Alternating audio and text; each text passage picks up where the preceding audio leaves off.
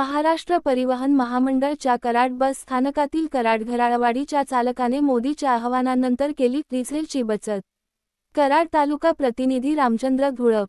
कराड घराळवाडी वाडी रोज नियमित चालणारी बसच्या चालकाने डिझेलची बचत म्हणून उंडाळे व शेवाळेवाडी उडाळे स्टॉप सोडला आणि सरळ औंध नांदगाव स्टॉप सोडून कराड स्थानक गाठले। माननीय मोदीजी यांच्या आवाहनानंतर काल शुक्रवार व शनिवार रोजी उंडाळे शेवाळेवाडी व उंडाळे ही दोन स्टॉप न घेता सरळ मार्गे कराड स्थानक गाठल्यामुळे महाराष्ट्र सरकार यांचे करदा परिवहन महामंडळ तेल बचत केलेली आहे याचा ज्वलंत पुरावा म्हणून ग्रामीण भागामध्ये दिसून आलेला आहे।